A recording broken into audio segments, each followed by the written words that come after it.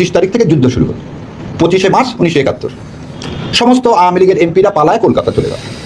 খেয়াল করে দেখেন আপনারা, তারা এখানে দাদা ওই সময় ছিলেন, আপনারা একটু খেয়াল করে দেখেন যে সমস্ত এমপিরা পালিয়ে কোথায় চলে গেল? কলকাতা চলে গেল। 10ই এপ্রিল আপনি সরকার গঠন করলেন। সরকার গঠন করতে পারে কে? জনগণ সরাসরি ভোট দিয়ে, অথবা যুদ্ধকালীন সময়ে যারা এমপি থাকবে বা গণপরিষদের মেম্বার থাকবে তারা এক জায়গায় বসে ভোট দিয়ে একটা সরকার। ওকে ভাইয়া, মেনে নিলাম সমস্ত আওয়ামী লীগ পালায়া গেছে। আচ্ছা, আমার কথা হচ্ছে পালায়া যাওয়ার পর বঙ্গবন্ধুর স্বাধীনতা ঘোষণা সারা বিশ্বে প্রচার করা, নেতৃবৃন্দদের নিরাপদ স্থানে সরিয়ে নেওয়া, অস্থায়ী সরকার গঠন করা, মুক্তিবাহিনী সংগঠিত করা, আন্তর্জাতিক সমর্থন আদায়, শরণার্থীদের সহায়তা করার সমন্বয় করা, যুদ্ধকালীন সময় প্রশাসনিক কাঠামো পরিচালনা করা, স্বাধীন বাংলা বেতার কেন্দ্র পরিচালনা করা, নেতৃত্ব দেওয়া, এগুলো কে করেছে? তোমার ড্যাডিরা। যদিও তোমার ড্যাডিরা তখন পাকিস্তানের তাবেদারিতে ব্যস্ত ছিল।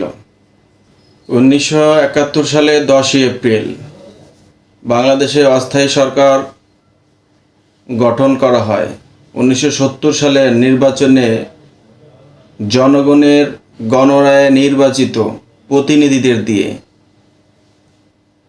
এবং 10ই এপ্রিল 1971 সালে স্বাধীনতা ঘোষণাপত্র জারি করে অস্থায়ী সরকারকে আইনগতভাবে ভিত্তি প্রদান করা হয়। এবার তোমার কথায় আসি, তুমি কি বলছো? তুমি বললা যে যুদ্ধকালীন সময়ে সরকার গঠন করতে পারবে কারা? জনগণের ভোটে নির্বাচিত এমপিরা, সরাসরি জনগণের ভোটে অথবা যুদ্ধকালীন সময়ে নির্বাচিত এমপিরা এক জায়গায় বসে মতবিনিময় করে সরকার গঠন করবে। এই তো তখন কি করছিল? তখন সরকার গঠন কি করছিল? তোমাগো 1970 সালে তোমাদের যে দলের পরাজিত লোকদের ডাইকা এনে সরকার গঠন করছিল, না নির্বাচিত দলের এমপিদের দিয়ে সরকার গঠন করেছিল? আর এক জায়গায় বসে সরকার গঠন করছে কি পাকিস্তান, ভারত, তারপর হচ্ছে গিয়া মালয়েশিয়া, এই এক একজন এক এক জায়গায় বসে সরকার গঠন করেছিল। যাদের নিয়ে সরকার গঠন করা হয়েছিল তাদের সম্পর্কে তোমার তো জানার কথা, তুমি অনেক ভালো জানো। তখনকার সময় অস্থায়ী সরকারের রাষ্ট্রপতি শেখ মুজিবুর রহমান, ঢাকা 12, অস্থায়ী রাষ্ট্রপতি সৈয়দ নজরুল ইসলাম, ময়মনসিংহ 17, প্রধানমন্ত্রী তাজউদ্দিন আহমেদ, ঢাকা 20, অর্থ বাণিজ্য ও শিল্পমন্ত্রী মনসুর আলী, পাবনা 1, স্বরাষ্ট্র ত্রাণ ও পুনর্বাসন কামরুজ্জামান, রাজশাহী 1, পররাষ্ট্র সংসদ আইন মোস্তাক আহমেদ, কুমিল্লা 4। এরা না 70 সালে নির্বাচিত সংসদ সদস্য, এমপি। তোমার অবশ্য জানার কথা না, কারণ তোমাদের দল তো তখন কেউ একজনও সদস্য পায় নাই, একজনও জয়ী হয় নাই। স্বতন্ত্র থেকে জয়ী হয়েছে, তাও তোমাদের দল থেকে কেউ জয়ী হয় নাই। কারণ তোমরা যে তখন থেকে ধর্ম বিক্রি করতেছিলে, তখনই বাংলাদেশের মানুষ বুঝতে পারতেছিল যে এরা এখানে ধর্ম ব্যবসায়ী, এদেরকে ভোট দেওয়া যাবে না।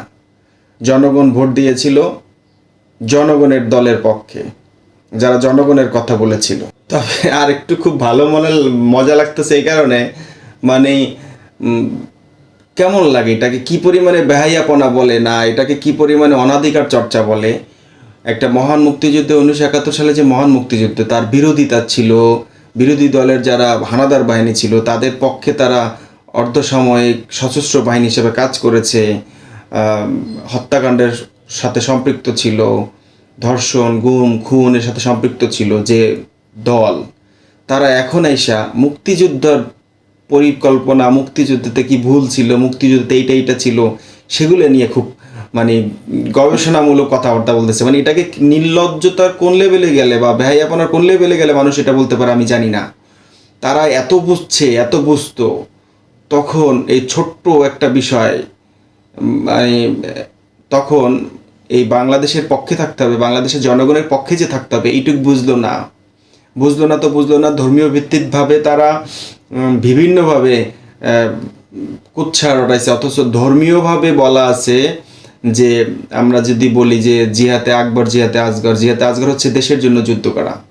আমাদের ধর্মে নির্দেশনা দেওয়া আছে এবং নবী করিম সাল্লাল্লাহু আলাইহি সাল্লাম আমাদেরকে এই নির্দেশনা বহুতবার দেখিয়েছেন। দেশপ্রেম কত শক্ত একটা জায়গায়, সেটা উনি মক্কা থেকে মদিনায় যখন হিজরত করেছে আবু বকরের সাথে সেই কথোপকথন শুনলে আমরা বুঝতে পারি যে স্বজাতীয় লোকও যদি আমাদের দেশের উপরে হামলা করে তারপরও তার বিরুদ্ধে প্রতিরোধ করতে হবে, নিজের দেশের পক্ষে থাকতে হবে।